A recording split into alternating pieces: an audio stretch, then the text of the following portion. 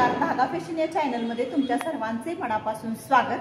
तर आजच्या व्हिडिओमध्ये आपण बघणार आहोत की जे ट्रेंडिंग आता सध्या ब्लाउज डिझाइन चालू आहे ना, ती मी कशा पद्धतीने शिवलेलं आहे आजच्या व्हिडिओमध्ये मी तुम्हाला सांगणार आहे।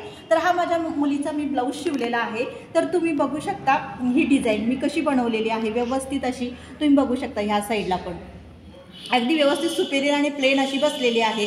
वरती मी इथं नॉट केलेली आहे, ते फ्रंट साईडला मी नंतर दाखवते। फ्रंट साईडहून घेऊन इथं मी नॉट बांधलेली आहे, फुल तयार केलेला आहे आणि इथे मी बारीक अशी नॉट केलेली आहे आणि इथे पण खालच्या साईडला मी नॉट करून असे दोन लटकन मी त्याच कापडाचे तयार केलेले आहेत।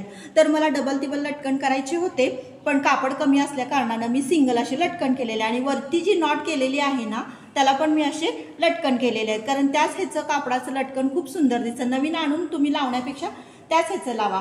तर ह्याला तुमचं मेन म्हणजे मी सांगते, म्हणजे अगदी कमी वेळेमध्ये हा तासाभरात मी ब्लाऊज शिवलेला आहे। आणि कसा काय तर मी कॅनव्हास न वापरता हा ब्लाऊज शिवलेला आहे, तुम्ही बघू शकता। जर तुम्ही कॅनव्हास तुम्हाला वापरायचं नसेल तर तुम्ही चांगल्या क्वालिटीचं अस्तर वापरा 2x2चं आणि मग तुम्ही ब्लाऊज शिवा, म्हणजे तुम्हाला कॅनव्हासची गरज लागणार नाही। गडबडीच्या वेळेस तुम्हाला अगदी लवकरात लवकर ब्लाऊज पूर्ण करायचा असेल, कॅनव्हास वापरून खूप वेळ लागतो कॅनव्हास तयार करून, तर तुम्ही अशा पद्धतीने तयार करू शकता। बघा कुठेही काही आकार वगैरे हे झालेला आहे का, व्यवस्थित सुंदर असा आकार आलेला आहे। दोन्ही साईडचा पण अगदी सेम आलेला आहे, कुठेही काय झालेलं नाही। आणि बघू शकता मुंडा वगैरे पण किती व्यवस्थित आलेला आहे। इथं पण अगदी व्यवस्थित सुपेरियर सुंदर बसलेला आहे। हाईट पण मी व्यवस्थित ठेवलेली आहे आणि बॉटल ग्रीन अशी पूर्ण साडी आहे। काठ बघू शकता तुम्ही कसे असे पूर्ण गोल्डन सिल्वर असं मिक्स आहे, गोल्डन आणि कॉपर असं मिक्स असल्यासारखं आहे आणि ब्रॉड कट असल्यामुळे लुक साडीला खूप छान आलेला आहे। बॉटल ग्रीन असल्यामुळं आणि त्याच्यावरती छोटी छोटी फुलं आहे, त्यामुळे खूप सुंदर असं साडीचा लुक दिसत आहे आणि ब्लाऊजचा पण लुक दिसत आहे। तर हे बघा इथून मी अशी नॉट घेतलेली आहे, पूर्ण बॅक साईडला मला मगाशी मी दाखवलं ना बांधलेली आहे। तर इथून नॉट घेतलेली आहे, इथं असा आकार दिलेला आहे आणि पुढच्या साईडला मी पानगळा ठेवलेला आहे, 6.5 इंच पानगळा ठेवलेला आहे। इकडं पण नॉट घेतलेली आहे, इकडं पण नॉट घेतलेली आहे। बारीक अशी नाजूक नॉट तुम्ही लावा, जेणेकरून त्याचं लुक असा भारी दिसेल।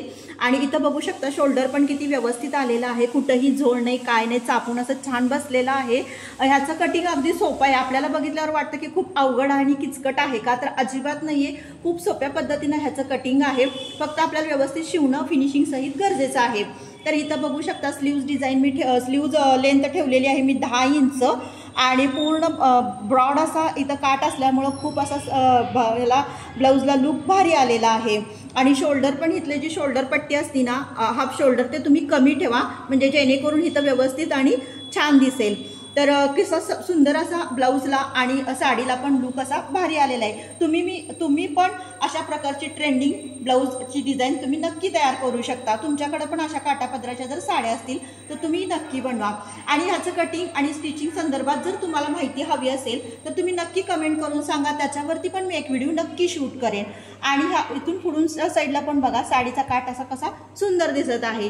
पण तुमच्याकडे पण अशा टाईपच्या साड्या असतील, तुम्ही पण सणावारासाठी अशा टाईपची डिझाईन नक्की बनवा आणि नक्की तुम्ही गणपती बाप्पाच्या उत्सवाचं हे करा। आणि गौरी गणपतीला अशा प्रकारच्या साड्या आणि अशा प्रकारचे ब्लाऊज डिझाईन खूप भारी दिसतात। तर मैत्रिणींनो, ही डिझाईन तुम्हाला कशी वाटली नक्की कमेंट करून सांगा। आवडल्यास लाईक शेअर आणि सबस्क्राईब करा। भेटूया नेक्स्ट व्हिडिओमध्ये, बाय।